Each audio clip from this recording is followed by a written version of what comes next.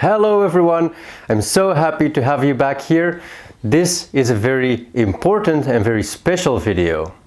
In this video I'm going to show you a few images that we've used in our previous Tea Club members video, and each month we do a special video for the members of our Tea Club about the tea that I've selected for that month. And one part of that video was so particularly important that I also wanted to share that with everyone, everyone who's watching.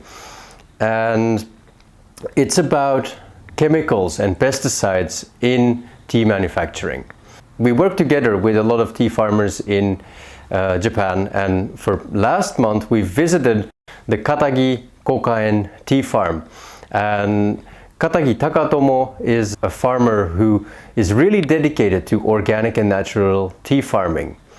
And on his fields he uses no chemicals, no pesticides, but the people around him are still using a lot of chemicals, a lot of pesticides on their fields. And in the trip that we took with him through his tea fields, he showed us around some of the problems that he also faces with other farmers who do use chemicals. And in this video I want to show you that footage as well. So hop on and let's have a look at it.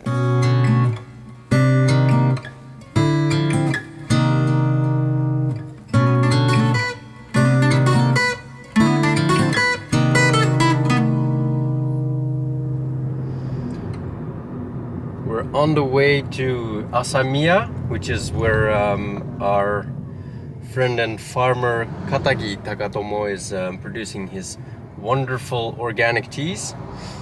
His father actually started back in the 70s when pesticides were introduced to farmers, actually through subsidy. Started farming organically and decided not to play along with the new scheme that was being introduced. And he actually got in a few fights with the other farmers who were using chemicals and pesticides on their farms now because it was introduced by the government. But he thought this is absolutely unnatural. This is not what we need to grow delicious tea. So he continued taking the natural approach, and his son Takatomo is continuing that approach, and we're going to be visiting him, and he's going to show us around some of his very wild, very natural tea gardens. So come along, see you there.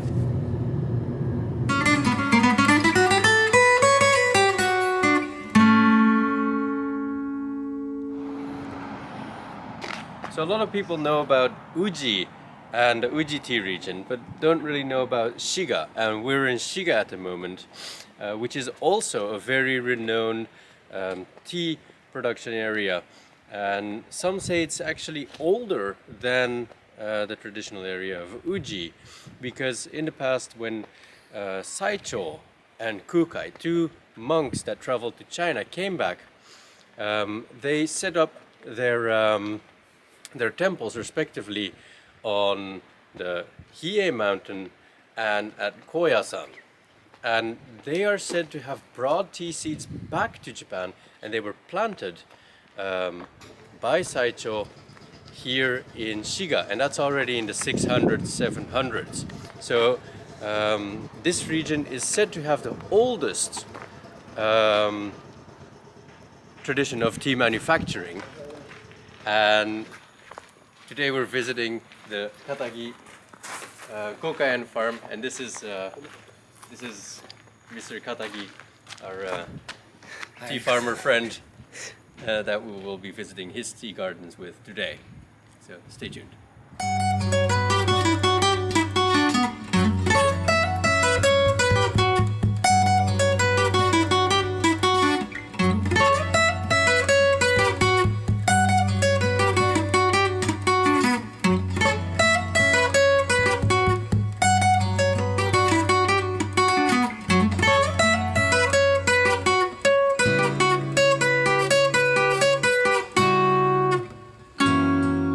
So these gardens are Mr. Katagi's tea farm. We just discovered that the garden on the other side of the hill here, right besides this garden, is not an organic garden that he produces, but it's a garden of another farmer. And we just saw a truck over there that carries a big container for chemicals. They're already preparing for possible pests and diseases, so they're spraying the bushes, and of course some of that chemical residue is flying over to these gardens, as well as affecting the other the entire region through the water, etc., which we might see a bit more of later. これは農薬の瓶ですか？ So these bottles are chemicals, pesticides that have been used, and the bottles have just been left behind. せっかくね、いいお茶作ってても足元は困難では飽きませんよね。そうですね。So just right at the base of his tea garden, where he's producing absolutely organic and natural tea, other farmers, they just leave these pesticide bottles here at the base of where he's growing his tea, and of course that is not nice, and that's not acceptable. So there's a good chance actually that these bottles, they were not purchased directly from the Japan Agricultural Association, because if you buy them there, then that is recorded, and it's also listed on the tea that you produce how many pesticides that you have used, and it might result in people not wanting to buy it if there is too much pesticides used.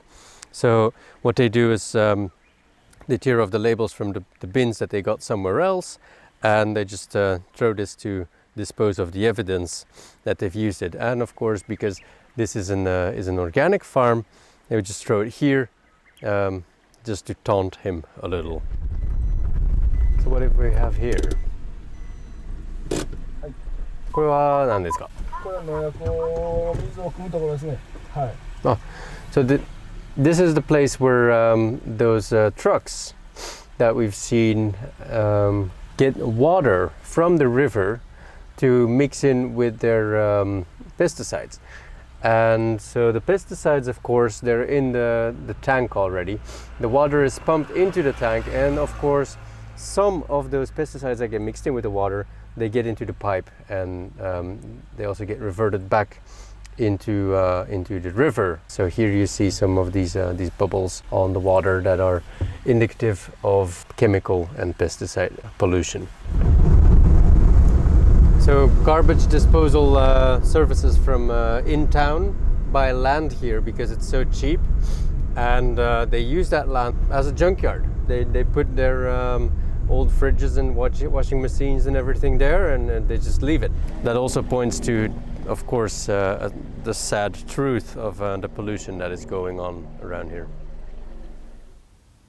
So now you've seen some of the challenges that Takatomo has to face, and as an organic farmer it's not always easy, especially with so many people who do use conventional methods around him. And even in his father's day, when his father actually just returned to organic farming and everyone else was progressing with the more conventional standard methods using chemicals, etc., he got a lot of blowback from that, and even resulted sometimes in fist fights or other physical tensions. Of course, organic farming, there is also a bright side to it, and there's a lot of beauty to it. And when we visited Takatomo, he took us to one of his most magical tea fields, the Bushidani tea garden, from where we get our beautiful sencha, a native sencha from him. And this tea garden is secluded in the mountains in a little valley that is at least 2 kilometers away from where people live. So even in the past, people had to cross the mountains in order to be able to get to that farm, and there's really nothing else. There's just 2 big tea gardens. One is organic and one is yabukita, and they're grown completely naturally. So there are no chemicals, there's no one around who could harm the tea garden in any way, and so you get a truly delicious and truly beautiful tea from this tea garden. And I would like to take you there, so follow me along. So we're driving into a secluded area. This area is locked off because not only do wild boars and deer and other animals come down from the mountains into the villages, but also they lock and seal these areas off because they get mountain thieves, people who just get into the mountains and come and steal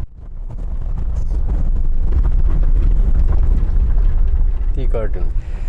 Hey guys, this is exciting. This is for me also the first time to really visit this tea garden. This is where we get our liquid jade sencha, the Asamia sencha from the Katagi tea farm, and this is the Bushidani tea garden. This is absolutely natural. You can see the weeds and everything around the tea bushes, and the tea bushes themselves are also seed grown. They're from native bushes, and if you look around in the surroundings, you have these beautiful tall forest trees, these sugi trees, and they shade off the tea garden a bit, as well as it prevents from pesticide residue from other places to come. But there's basically no other farms here in the neighborhood, so this is absolutely pesticide free, absolutely organic, and this is where Mr. Katagi, where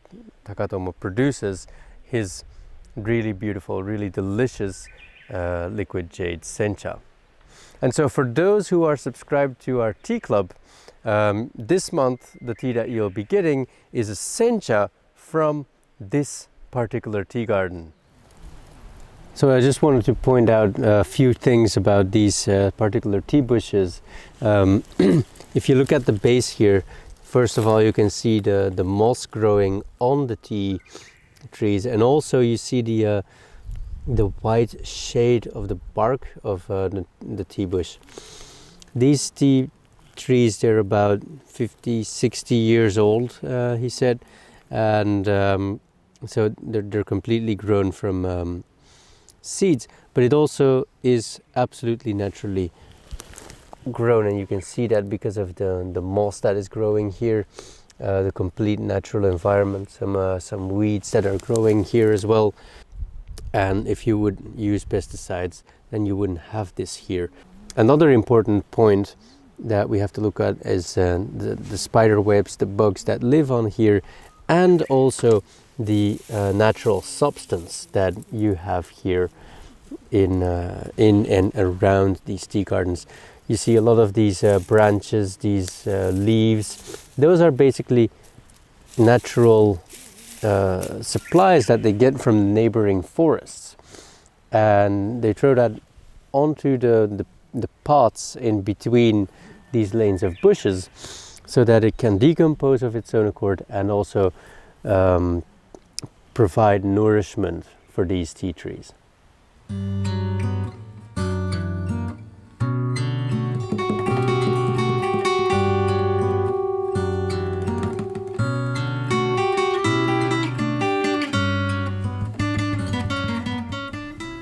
Magnificent, isn't it? And this month our tea club members were able to taste the tea from this specific field. And in our tea club each month we visit different tea producers, visit different tea gardens, and look for really the most unique, artisan, organic of course, Japanese teas.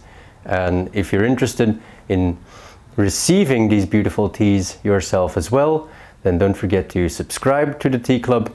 The link to the tea club page is in the description below, and I will be looking forward to also being able to share these beautiful teas with you. So thank you for watching, and looking forward to seeing you in another video.